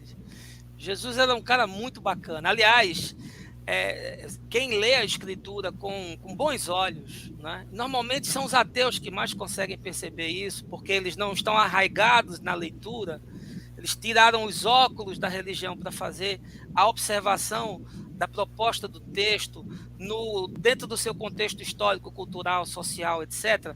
Jesus é uma figura extremamente sarcástica. Você, quando lê alguns textos de Jesus, você vê o nível de provocação extremamente inteligente que ele coloca diante de algumas situações, que é uma coisa impensável. Você vê, por exemplo, o texto de Lucas, onde ele cita uma parábola do rico e Lázaro, e ele põe o cara que é rico no inferno e o cara que é o mendigo na porta da casa desse cara, purulento, chechelento, desgraçado, põe no céu. Isso é uma provocação assim impensável para o judeu, porque para o judeu, o cara que era doente, tinha alguma deficiência, era pobre, tinha algum problema existencial, era amaldiçoado de Deus. E um sinal da bênção de Deus era a prosperidade. Veja que não mudou nada, os caras só embalaram o negócio com uma teologia diferente para o nosso tempo. E aí Jesus pega o abençoado, põe no inferno. E pega o cara desgraçado e põe no céu. Isso é de uma sofisticação que nem todo mundo consegue fazer essa leitura. E normalmente, quanto menos impregnação religiosa o cara tem, mais ele vai entender Jesus. E mais ele vai se apaixonar por Jesus. Então, Jesus foi o melhor ser humano que pisou na Terra. Porque era totalmente homem e era totalmente Deus. E o que ele propõe é tão controverso. E o que ele oferece é tão absurdo que até hoje a grande maioria não entendeu o que ele disse. E tá aí, o fã-clube é da pior qualidade. E de certa forma, nessa linha, pastor, me parece que vários pastores se comportam como líder de torcida organizada, né? Estimula o ódio, estimula a briga, estimula a divisão. Sim. Isso é completamente contra Jesus. Totalmente contra. Aliás, Jesus nunca propôs nenhuma organização, né? Jesus é um sujeito completamente desprovido de qualquer preocupação em criar organogramas. Jesus não se preocupou em deixar nada escrito. Jesus não mandou construir nenhum templo, nenhum espaço, não mandou erigir uma coluna de pedra, não mandou ninguém ficar repetindo os seus sermões. Quando Jesus se despede dos seus discípulos na Galileia, após a ressurreição, calcula-se que ali tinham cerca de 500 pessoas. Ele dá uma ordem que está descrita lá no Evangelho de Mateus, que não tem coisa mais despretensiosa do que aquilo. E é no que eu acredito como seu discípulo. Ele disse, olha, vão pelo caminho, ensinem as coisas que vocês aprenderam, cuidem das pessoas, batizem em nome do Pai, do Filho e do Espírito Santo. Beleza, é só pessoal, um abraço, tô indo. E foi. E foi, cara. E essa mensagem impactou o mundo. Não mandou criar catedral, não mandou criar um concílio, uma organização. Isso tudo já é coisa dos apóstolos. Em Jesus é tudo descentralizado, é tudo livre, é tudo leve. Ele disse, olha, vai. E quando você for que encontrar alguém caído, quebrado, deprimido, oprimido, sujo, viciado, excluído de todas as formas, abraça esse cara, vê o que você pode fazer, dá uma força para ele e segue o teu caminho. Essa é a espiritualidade que Jesus propõe. E o cristianismo propõe uma catedral, com um cara lá em cima que manda em todo mundo, que abre um bocado de empresas, transforma o negócio numa holding, numa arrecadação, um bocado de doutrina, e todo mundo se veste igual, fala igual, pensa igual, levanta a mão igual, entendeu? E quem não pensar igual, está no inferno, é filho do demônio, é filho do diabo. Aí compara uma coisa com a outra que você vai ver que é água e óleo, não se mistura. É impossível você harmonizar o evangelho que Jesus propôs com o cristianismo. É impossível porque eles não combinam. É irreconciliável. Perfeito, pastor. Que bom ouvir isso. Acho que todo mundo deve ter gostado muito de escutar uma explicação tão bacana, tão sucinta e tão clara, né? Vamos lá, Daniel, é contigo. Eu vou continuar insistindo aqui para o pessoal. O pastor pode estranhar um pouquinho, para achar que a gente parece meio que uma igreja, mas diferente da igreja, a gente precisa da contribuição do pessoal para a gente continuar com as nossas lives, para a gente manter, porque isso aqui é um trabalho. O pastor saiu do trabalho dele, a gente saiu do nosso, então a gente pede para vocês continuarem, a doação está indo, mas continuem com as participações, mandem superstick, manda superchat que o pastor está respondendo. Inclusive, alguém perguntou se você não iria ler a pergunta dele. Cássio, depois você dá uma olhada. Eu vi, a gente vai ler na próxima leva e eu espero que tenha uma próxima leva, né? Exatamente. Mas estamos no aguardo de que cheguem mais superchats para a gente fazer uma rodada de pergunta para o pastor. Todas serão lidas na sequência. Exatamente. Pastor, do ponto de vista, não do evangelho primeiro, mas vamos falar primeiro do ponto de vista da igreja evangélica, do cristianismo. A cena que a gente viu da primeira-dama orando em línguas, chorando ao ver o André Mendonça ser aprovado na sabatina para o Senado, do ponto de vista, a reação das pessoas zombando disso, pensando como igreja evangélica, de fato, foi um preconceito religioso que as pessoas tiveram, ou o senhor não enxerga como preconceito?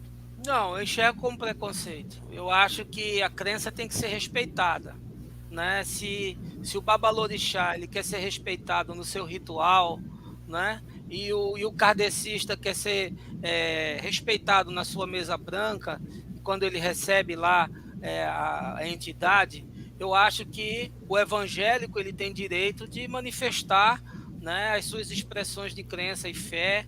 No caso ali, uma glossolalia, um fenômeno que está descrito na Escritura, né, no livro de Atos dos Apóstolos. Eu acho que ela tem direito, né? Eu não vi isso como um problema.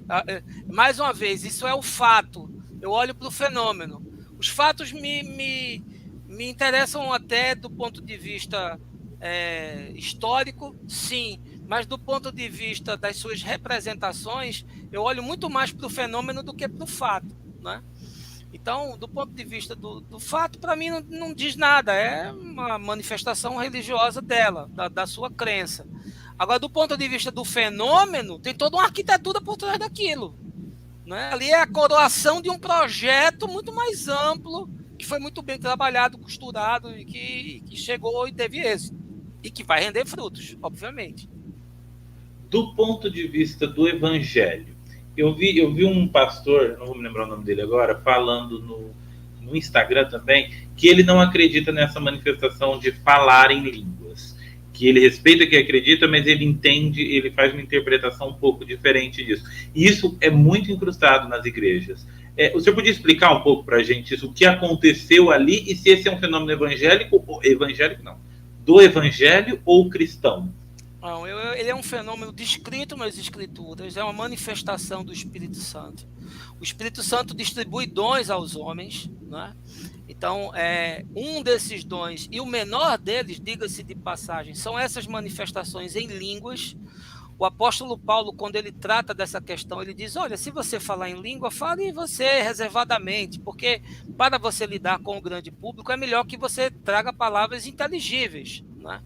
Mas ele é uma manifestação, ele está registrado e aparece em muitos textos do Novo Testamento. Agora, o que acontece e que gera muito preconceito é porque muitas igrejas estabelecem hierarquias de dons. Então, se você fala língua, você é um crente tipo A. Se você não fala língua, já é um crente tipo B. Aí já começa a criar problema na hierarquia, no status quo do negócio, entendeu?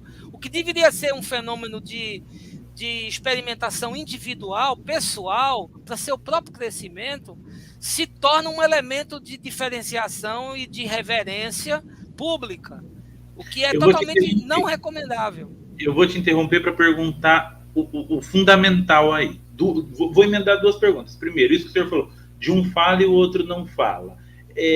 Eu vi muito esse fenômeno nas igrejas, pessoas falando porque são pressionadas, junta 60 pessoas em volta dela, ela começa a falar, eu consigo reproduzir aqui o que a Michelle fez, se eu quiser. Então, primeiro, como a gente mede? Como a gente sabe se isso é um fenômeno emocional ou se isso é um fenômeno espiritual? E uma pergunta que foi feita aqui, o Espírito Santo se manifesta na boca de um criminoso? O Espírito Santo tem autonomia para falar pela boca de qualquer pessoa. O ladrão, quando estava na cruz agonizando ali com Jesus, disse, olha, eu reconheço que tu és o Filho de Deus. Deus usa a boca de quem quiser. Aliás, eu acho que Deus usa muito mais a boca de gente que a gente acha que não tem pedigree para ser usado do que na boca de pastor e de bispo, que fala muito mais blasfêmia do que aquilo que Jesus gostaria que ele dissesse. Agora, o fenômeno das línguas, ele é um fenômeno que a Escritura propõe de vivência individual e, de certa forma, até restrita. Quando Jesus trata da oração, porque aquilo é uma manifestação de oração e de adoração. Quando Jesus trata dessas coisas, ele diz, olha, vai para o teu quarto, fecha a porta, né? E você e o pai conversem. Gilberto Gil poetizou isso naquela oração linda da canção dele, né? Você quer falar com Deus? Entra no quarto, tira a gravata, tira o sapato, conversa com Deus. E aí, quando isso se torna uma manifestação pública, você tem que ter uma série de cuidados, né? Para que isso não se torne uma catarse. Então, há muitos ambientes religiosos em que essas manifestações são meras reproduções histéricas do fenômeno. Conquanto isso aconteça e reconheça, eu não posso negar a existência do dom em si. A pessoa, quando recebe o Espírito Santo, e nós recebemos o Espírito Santo quando somos batizados, É isso que a doutrina do Novo Testamento nos ensina. O Espírito Santo pode manifestar muitos dons. Não só o dom de línguas, mas muitos outros dons. Né? De governo, de misericórdia, de discernimento de espírito, de realização de milagres, uma infinidade de dons. De governo. Eu acho que o marido dela não recebeu este. É verdade, com toda certeza. Então, eu acho que o grande problema é quando você elitiza as coisas. Mas a igreja vive disso. Veja que a igreja se apropria de denominações do mundo político. Você vai na igreja, é o presidente da igreja, é o líder do ministério de oração, do ministério da escola dominical, é o superintendente da regional, não sei das quantas. Quando você cria o esquema da organização, e você privilegia um em detrimento do outro, e você diz que um dom é maior do que o outro, e você diz que um é maior do que o outro, aí você criou a câmara de tensão que é a igreja. É um ambiente que não raras vezes se torna insalubre, porque por conta dessas coisas. Em Jesus tem isso? Não, porque Jesus disse, com vocês não vai ser assim. A moçada, quando estava no caminho, chegou Tiago e João para Jesus e disse, olha, no teu reino a gente queria sentar um à tua direita e outro à tua esquerda. Aí Jesus falou, só isso? Mas vocês não estão querendo nada, né, gente boa?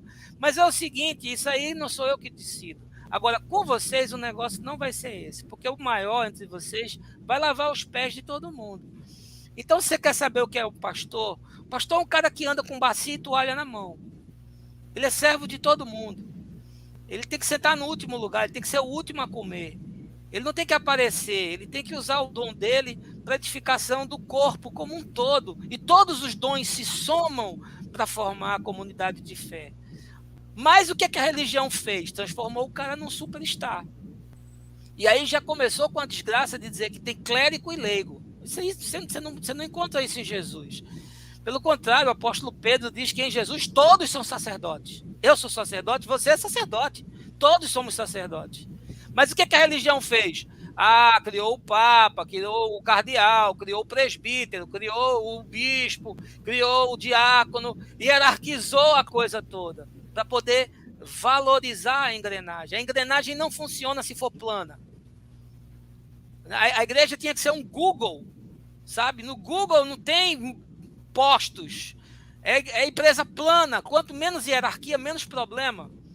Aí o que a igreja fez? Um esquema piramidal. Aí quando você cria a pirâmide, vem ciúme, vem fofoca, vem maledicência, vem disputa de cargo, vem disputa por espaço, vem disputa por influência, vem disputa por grana, porque uma igreja está na região sul e a outra está lá num bairro de periferia, e pastor se come para ver quem vai ficar na da zona sul.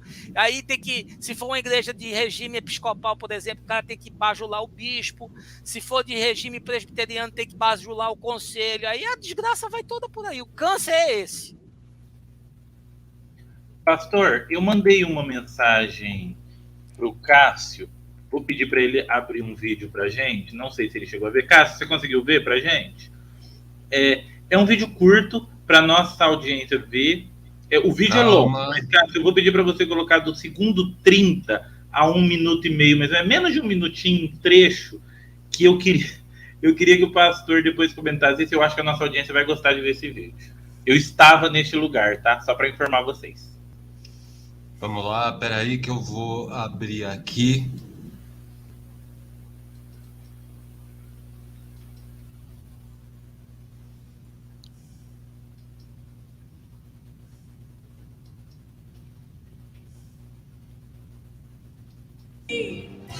Neste lugar, aonde sai para todas as nações da terra os decretos do inferno, onde é publicada a imoralidade, a vergonha, a idolatria, a corrupção. A vergonha da nossa nação, Senhor, é exposta diante dos povos. Neste lugar, Senhor, nós nos reunimos para declarar que o carnaval irá falir, se enfraquecer até morrer, e o sambódromo será transformado no altar. Era isso. Para quem não sabe, essa é a Ana Paula Valadão, líder do Diante do Trono. No Diante do Trono 10, ela gravou no Sambódromo e fez isso que eles chamam de profecia, que é o principal evento cultural do nosso país iria falir e que o lugar seria substituído por um templo religioso. Como o senhor enxerga essas manifestações dos evangélicos que estão ganhando cada vez mais mídia com isso? Você já se deu conta da indústria que existe por trás desses artistas gospel? Você já se deu conta do quanto esses caras... Hoje em dia, mas não, porque as mídias de CD, DVD, essas coisas, elas praticamente se diluíram, né, com as mudanças tecnológicas. Mas você tem ideia de quanto que esses caras movimentavam antes, de grana, de poder, de influência? Era muita coisa. Então, o cara critica a indústria do carnaval, né, que bota pão na mesa de milhões de trabalhadores que passam o ano inteiro ali construindo, né, aquela proposta de desfile e tudo mais e tal, e não vê a indústria que tem por trás dele. Ou você acha que essas denominações não são indústrias de negócio? Por que você acha que a Universal tem uma TV, tem empresa de seguro, tem empresa de táxi aéreo, tem gráfica? Por que você acha que os caras diversificaram tanto? A indústria é puxada, o carro-chefe é a religião, que não paga tributo, e que quando fica devendo o tributo recebe perdão do presidente bonzinho, tá certo? E que, como é que você declara? Se o cara não tem declaração de imposto de renda, é a maior caixa 2 que existe, a maior lavagem de dinheiro que existe é dentro de igreja. Quem conhece finança de igreja sabe. Se fizesse uma auditoria nas igrejas desse país, se a Deloitte entrasse para fazer auditoria nas igrejas desse país, 95% dos pastores sairiam presos, direto para a cadeia, tá certo? Com dívidas trabalhistas horrorosas e com os impostos de renda todos fraudulentos e todos mal arrumados. Eu sei porque eu estive e eu vi como é que a coisa funciona, tá certo? Então, e agora você entrou num assunto bom. Você entrou num assunto bom que eu acho que o Cássio vai querer participar. Gente, nós recebemos uma grande doação, estamos terminando, corre que dá tempo de cumprir a meta. Cássio, você vai querer participar dessa porque eu quero isso. Vamos lá. Primeiro, as igrejas... Só com sim ou não, pastor? As igrejas deveriam pagar imposto, sim ou não? Sim. Tá. Partindo desta premissa, o senhor acredita que exista algum político brasileiro, seja o Lula, seja o Bolsonaro, seja um radical de esquerda do PSOL, seja do centro, que é capaz de enfrentar a máfia da igreja evangélica no Brasil? Não. Nossa. Agora o senhor pode explicar. Por que o senhor acha que não? Porque isso é uma organização com muitos tentáculos, amigo. Isso não começou a ser construído agora. Isso tem, no mínimo, aí 40 anos sendo tecido com muita perspicácia. Esses caras estão enraizados hoje em todas as esferas do Estado e do meio empresarial.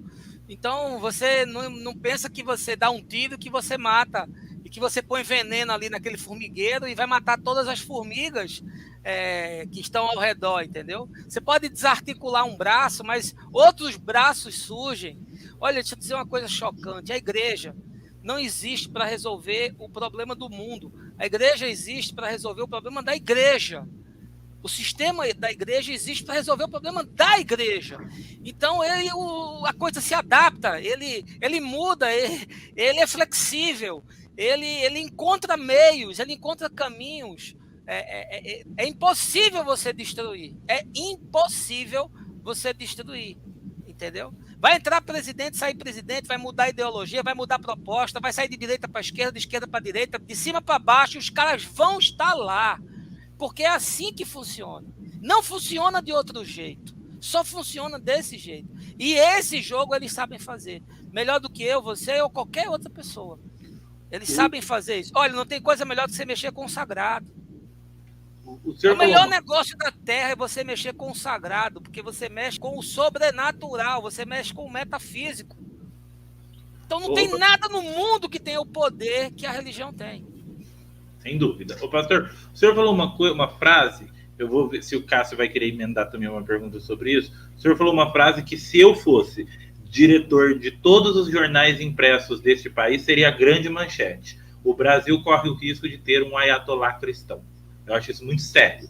Então vamos fazer um exercício de futurologia aqui, de brincadeira. Vamos imaginar que o Lula vence as eleições e que ele chame o senhor para ser um ministro para impedir um ayatolá evangélico como impedir esse crescimento dos evangélicos em todos os tentáculos? O que um político pode fazer? O que está ao alcance da política? Olha, eu hoje participo de um grupo muito pequeno e nós tivemos uma reunião na segunda-feira de aproximadamente 300 pastores. Hoje, esse número deve dobrar aí nos próximos meses. E é um grupo que está se articulando para oferecer uma resistência séria a qualquer proposta que ponha em risco a democracia.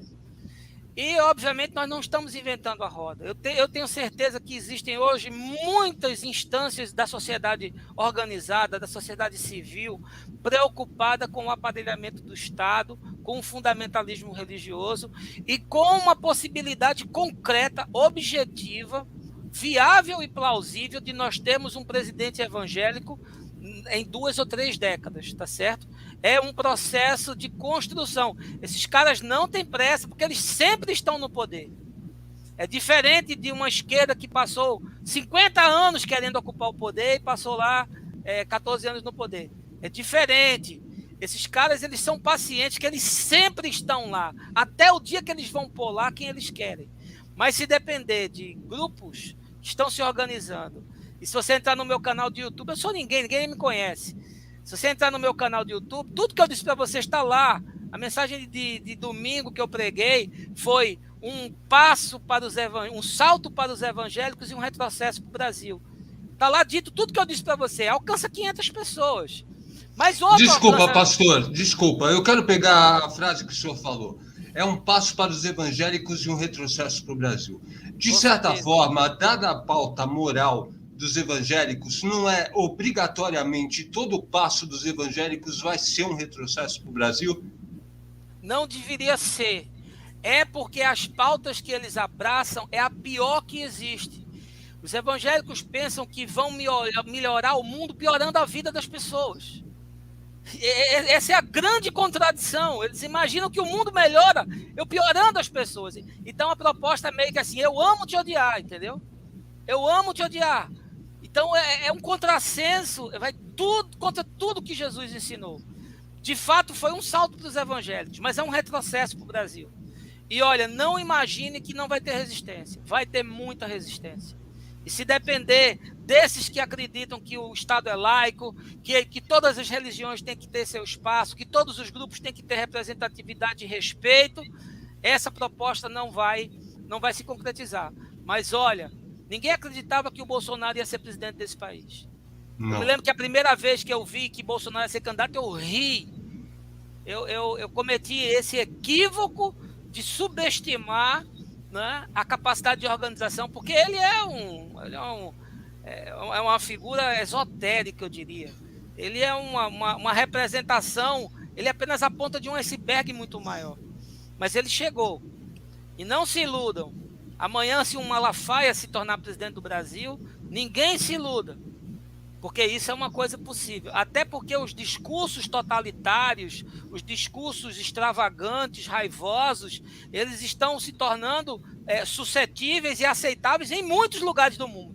Não é um fenômeno do Brasil. Hoje é um fenômeno global. Em muitos países, olha o Trump, gente. Bom, o que é aquilo? Né? Então, em muitos lugares, você tem a possibilidade de haver um recrudescimento. Não é só uma questão local do Brasil, é uma questão global hoje. Em muitos lugares o fenômeno acontece. Eu não me surpreenderia se daqui a 10 anos, 15 anos, um Malafaia, um Macedo, um Estevão Hernandes, um cara desse esteja lá, com toda uma arquitetura por baixo dele para transformar a democracia numa teocracia. Vai ser uma coisa horrorosa. Se depender de mim, nunca vai acontecer. E de outros tantos que não se dobraram a esse Baal que está aí. Estaremos juntos nessa, pastor. Daniel, só um minutinho. Nós temos aqui uma pessoa no chat muito legal, a Valdeci Baiana, deixa eu pegar o nome dela aqui. Valdinez Baiana. Valdinez Baiana, ela lembra aqui no chat que a gente não tem nenhum membro dessa live. Ontem a gente saiu na expectativa de que hoje a gente conseguiria repor os membros que ontem não tivemos. Ontem não conseguimos bater a meta. A boa notícia é que faltam apenas R$100 para que a gente consiga pagar a live. Eu vou até pedir para o pastor Carlos Moreira, que tem muito mais expertise nisso do que a gente. Pastor, peça, por favor, para essa comunidade ajudar a gente. A gente precisa da ajuda da comunidade. Olha, você que dá o dízimo na igreja e não sabe nem para onde a tua grana vai, pô, dá uma oferta aqui, mano. Dá uma ajuda aqui para a gente ter um canal de comunicação que fala de forma aberta com as pessoas e que ajuda a abrir a consciência. Então, mete a mão no bolso aí, ajuda a gente a terminar com a conta paga, por favor. Boa, pastor. Vai lá, Daniel, é contigo. Daqui a pouco eu volto. Daqui a pouco eu volto para ler os superchats. Perfeito, Cássio. Pastor, o senhor falou sobre o perigo de termos um Silas Malafaia, um Edir Macedo, um Estevão Hernandes, que eles têm uma capacidade de se reinventar, que eu pessoalmente achei que o Estevão Hernandes tinha se acabado quando ficou preso, mas eles parecem que são fênixes, né? Eles ressurgem da cinza. Mas o senhor falou sobre isso. O senhor é um estudioso, eu não sei se a palavra é religioso, mas o senhor é uma pessoa de fé, e Jesus era uma pessoa de fé, e tem uma parte que ele fala: dai a César o que é de César, dai a Deus o que é de Deus. O que eu quero perguntar para o senhor é assim: vamos imaginar o seguinte caso: o senhor é um homem que tem a fé cristã não, de Jesus, a fé de Jesus. Se o senhor vira presidente, se o Lula vira presidente como católico, como a gente faz esse exercício que uma pessoa perguntou assim: é impossível no Brasil vivemos um Estado laico? Como a gente vai ter um Estado laico? Vou lhe dar um exemplo. Eu não consigo ser juiz de um jogo do Corinthians, porque eu não vou conseguir ser imparcial. Como a gente vai ser imparcial em decisões de temas que a gente aprende desde a infância dentro da igreja, e ainda que não fosse com lavagem cerebral? O senhor aprendeu sobre dons espirituais, sobre uma série de coisas. Como o senhor separa o que o espírita acredita do que o outro acredita? Como fazer isso funcionar? Primeiro que eu acho que religião é um espaço onde você tem que fazer um exercício de tolerância. Eu não posso dizer que a minha religião é melhor do que a do outro, né? Perguntaram para certa vez para o Dalai Lama qual era a melhor religião que existia. E aí ele respondeu: a melhor religião que existe é aquela que te faz um ser humano melhor. Então, no espaço e no espectro religioso, a discussão tem que ser uma discussão calcada no respeito, na diversidade, na pluralidade, né, na possibilidade do outro existir com a sua fé. Isso é uma coisa. Outra coisa é o Estado democrático. O Estado democrático existe para dar vez e voz a todas as manifestações da sociedade. Óbvio que quanto mais organizado um grupo for, mais possibilidade de ter leis a seu favor, etc., né, e construções sociais que melhorem a sua vida. É assim que funciona numa democracia, né? Os LGBTQIA+, estão tendo muitos avanços porque se organizaram, porque se estruturaram, porque tiveram espaço de voz. Não fosse assim, estaria muito pior do que está hoje. É o estado ideal do que está hoje? Não, mas já se avançou bastante, já houve muita conquista. Então, o problema está no pressuposto fundamental. O que é política? Política é a arte do bem comum. Política existe para tornar a vida em sociedade viável. E a política democrática, o Estado democrático de direito, existe para garantir que haja pluralidade e diversidade entre os diferentes e que seja possível a coexistência. Se você pensar nisso, essa utopia é possível dentro de determinados limites. Sempre vai ter um grupo mais privilegiado do que outro, sempre vai ter alguém com mais representatividade do que outro. Vai, porque não existe um sistema perfeito. Esse é o menos ruim que a gente conhece, né? É o menos ruim. Mas eu sou um distributivista, por crença, apesar do distributivismo não ser como filosofia política possível de ser implementado. Então, tem que ser um democrata, porque é aquilo que eu acredito que é mais viável do ponto de vista de ser execuível como uma proposta de justiça social. Mas não é perfeito. Não, sem dúvida. E partindo dessa premissa que hoje que o senhor mesmo falou do IBGE, que prevê daqui 10 anos os evangélicos serem maioria, isso é algo que eu acho fundamental para a gente entender. A Igreja Católica é a maioria. Ela se preocupou em comandar o mundo durante séculos, e ela foi perdendo isso porque O catolicismo hoje existe o que eles chamam de não praticantes, na prática. Mas nos evangélicos, uma pessoa falou isso, e é verdade, na minha época de evangélico, eu fui evangélico até 2007, ninguém tratava a Igreja Universal como evangélica, era tratada como seita no meio evangélico. Outra seita, que sempre foi chamada, é a Congregação Cristã, que eles nem gostam de se envolver publicamente com políticas. Então eu sei, por exemplo, que a Batista do Brasil e a Batista Nacional se odeiam. Essa gente se junta na hora da crença política, é isso? Junta, eles se juntam para... O cara corta o pé para salvar a perna. Ele corta a perna para salvar a coxa, entendeu? Eles se degladiam e se batem no seu curral, disputando a mente, o latifúndio da alma das pessoas, mas eles encontram pautas convergentes. E já mostraram isso diversas vezes, que determinados projetos interessam para todo mundo. E eles se juntam para defender esses interesses, ainda que em outras questões eles se comam. Mas o nível de virulência, o nível de prostituição chega nessas instâncias. Os caras podem se bater do lado de fora, mas entram se beijando para defender determinada pauta que os interessa. Antes do superchat, eu vou fazer duas perguntas. Faltam R$73, estamos terminando, então vai conseguir cumprir a meta, tenho certeza que vocês vão doar. Eu tenho duas perguntas para o senhor que são um pouco... Eu não sei se é capciosa, porque é uma discussão que eu vejo que há nos Estados Unidos, que há em bastante países. No Brasil nem existe essa discussão, porque não abre esse espaço para pessoas como o senhor, então eu vou fazer essa pergunta. É possível vou colocar ser de Jesus, porque eu não sei que termo eu vou usar. É possível ser de Jesus e ser LGBTQIA+? Claro, por que não? Jesus não era contrário a... Quem pode dizer quem vai entrar na festa do perdão e quem não vai entrar na festa do perdão é ele, tá certo? E no último dia a gente vai ter muitas surpresas.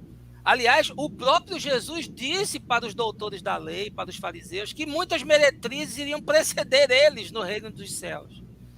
Então, olha, não imagina que Deus vai condenar ninguém porque esse indivíduo gosta de uma pessoa do mesmo sexo, tá certo? O problema do sexo, que é um tabu na igreja, é a promiscuidade, é a diluição da solução interior do indivíduo. Mas olha, um Deus que colocasse um sujeito no inferno, esse inferno de Dante que a igreja criou, que inferno não tem nada a ver com essa construção religiosa. Inferno é uma outra coisa, e aí é assunto para outra live. Mas um Deus que colocasse uma pessoa no inferno, porque ela tem uma inclinação para alguém do mesmo gênero, não dava nem para o gasto, amigo. Para mim não dava nem para o gasto, para começar a crença nele, para mim não dava nem para bater o centro. Então, vai ter homoafetivo no céu e mais do que você imagina. E vai ter muito pastor no suposto inferno dos crentes, também muito mais do que você imagina, viu? Cássio, antes de você ler o superchat, eu vou fazer uma pergunta em tom de brincadeira, mas é uma pergunta de uma pessoa que estuda o assunto. Então, nós vamos usar o mesmo linguajar de Ana Paula Valadão para perguntar para o pastor. Pela sua visão de mundo hoje, visão cristã hoje, vamos fazer uma profecia de Ana Paula Valadão. Lula vence em 2022, em sua opinião? Não por uma projeção de aspecto religioso, mas por uma projeção de que eu acho que o país vai piorar.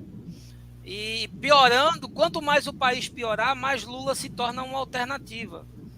Então não tem nada a ver com um fetiche religioso ou com qualquer clarividência. Não precisa ser um Nostradamus para perceber que o cenário do país vai continuar se deteriorando. Todos os indicadores econômicos estão piorando. E quanto mais piora, mais o Lula melhora, tá certo? Essa é uma perspectiva e não precisa ser profeta para ver isso. Perfeito. Agora, superchat, ainda faltam R$73. Aproveite agora para mandar as perguntas, porque o Cássio vai ler as perguntas do pessoal agora para a gente entrar em reta final.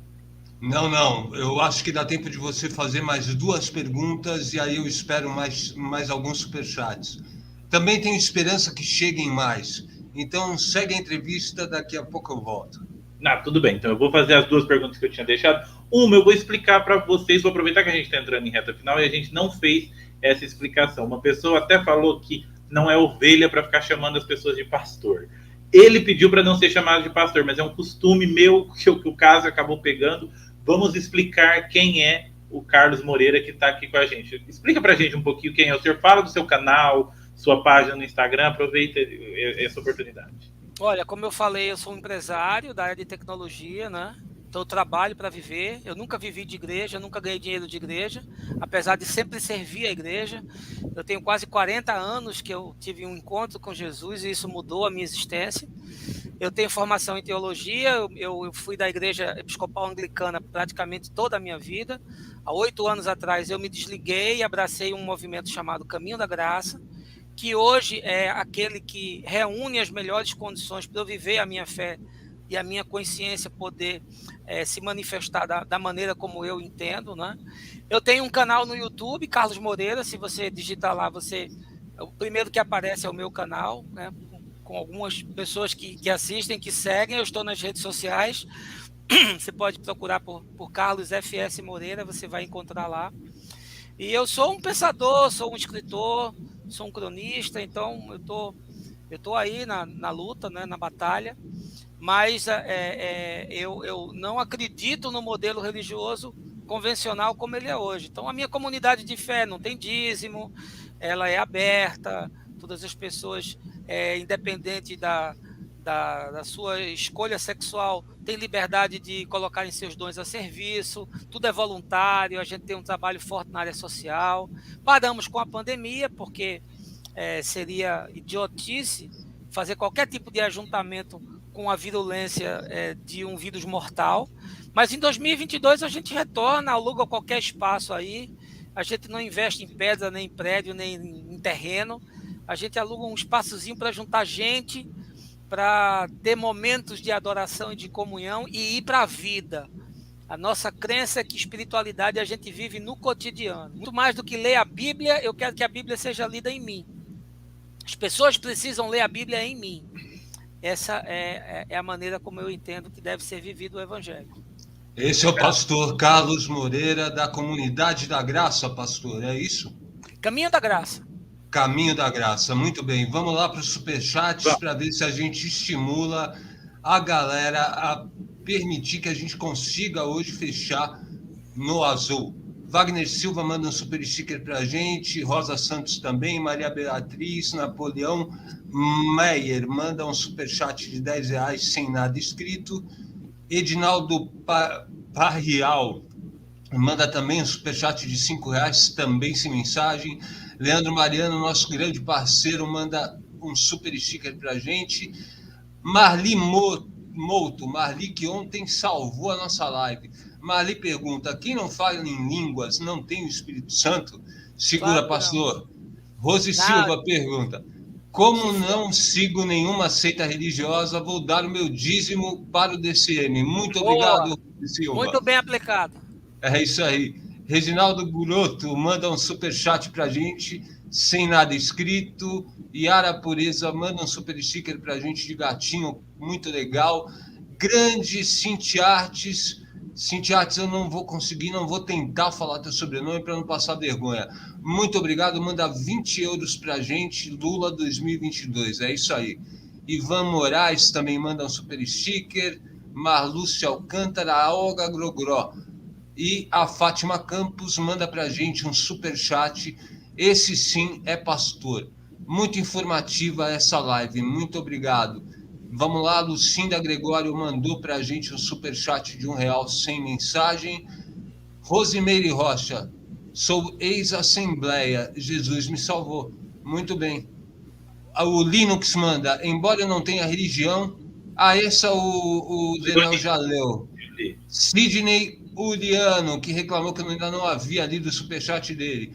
Pastor, o que dizer sobre o projeto que a Igreja Católica tem em muito silêncio, que são as Cáritas? Em minha opinião, esse projeto é a essência cristã.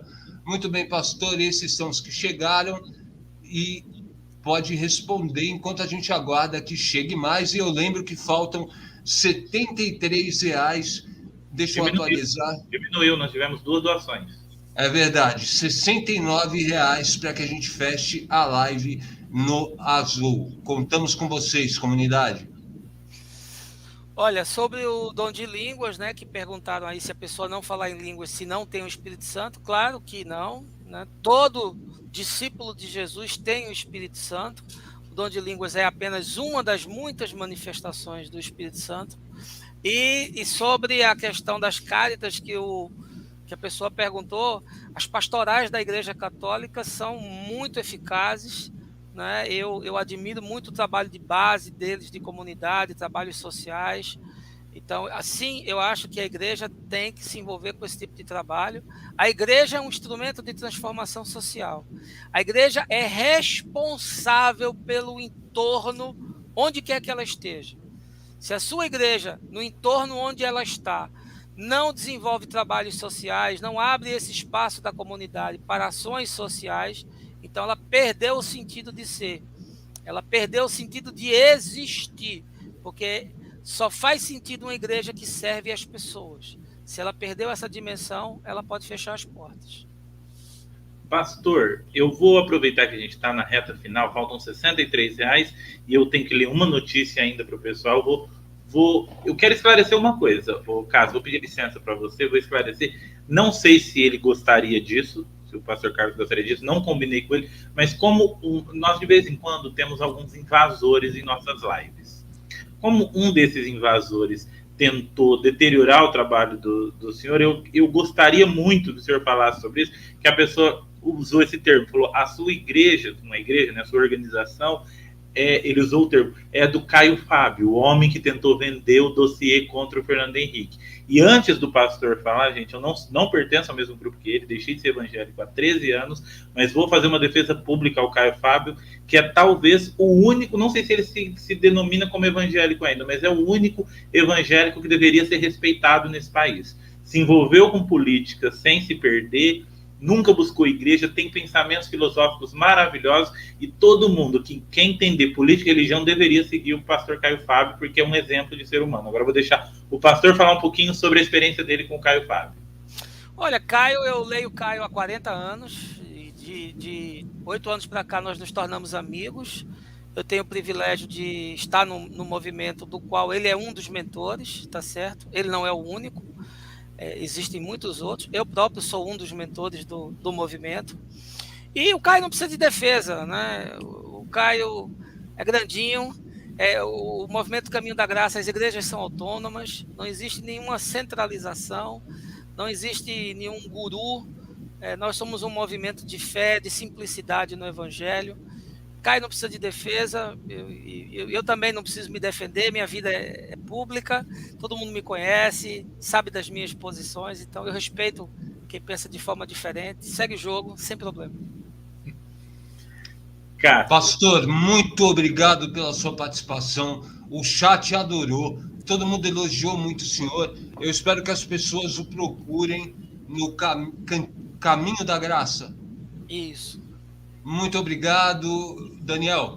Antes dele sair, eu vou me despedir dele, mas eu vou pedir para o pessoal, quem gostou, gente, ele tem um Instagram que às vezes ele responde, às vezes não, ele deixa perguntas abertas, ele faz posts interessantes, é legal seguir no Instagram. Eu não conheci o canal do YouTube dele, sigam ele no canal do YouTube, que vale a pena, porque o discurso dele é maravilhoso, mas eu vou fazer um meia-culpa aqui. Sigam este homem no Facebook, os textos dele no Facebook valem o dia de vocês, vale a pena. Procurem ele no Facebook, siga lá, porque vale muito a pena, tá? Quero agradecer ao pastor por ter aceito o convite, foi tudo meio de última hora, a gente precisava falar sobre essa questão do terrivelmente evangélico. Esperamos poder trazer o senhor sempre que possível, e eu desejo muita sorte, e aí nesse futuro, essa batalha que o senhor vai ter pela frente agora. Olha, eu que agradeço, foi uma alegria, e estou sempre disponível aí para bater papo com gente de cabeça aberta. Peraí, pastor, só um minutinho, porque eu acabo de tomar uma bronca aqui de um membro, um membro com razão, ele me dá uma bronca, porque eu não li a mensagem dele de membro, eu deixei passar, eu peço já desculpas, estou aqui na caça da mensagem. RT Dynamics, que é membro já há 1 ano e 2 meses, ele quer mandar um abraço para o Lula, e para Yara Jamal, abraço dado. O Lino... Opa, temos mais aqui. O RT Dynamics mandou um superchat. Cássio, ateu pecador. Segundo o Kiko, eu sou um ateu pecador, pastor. Eu espero que o senhor me perdoe. Eu tenho certeza que Deus não está nem aí, né, para isso. Ele deve pensar que... falar, pô, esse moleque aí, bobo. Não leu meu superchat de membro mandando abraços para o Luliara Jamal. Já mandei. Lino vem que tem. Hoje, deputados comprados do Centrão tentarão passar o trem da alegria dos cartórios, acabando com o concurso, efetivando interinos, não a PEC 471. Tudo bem. Pastor, muito obrigado. Foi um prazer estar com o senhor. Parabéns pelo trabalho e bom caminho. Dar graça para o senhor. Tá ótimo. Obrigado e um abraço aí a todos os ouvintes. Um grande abraço, pastor. Nós vamos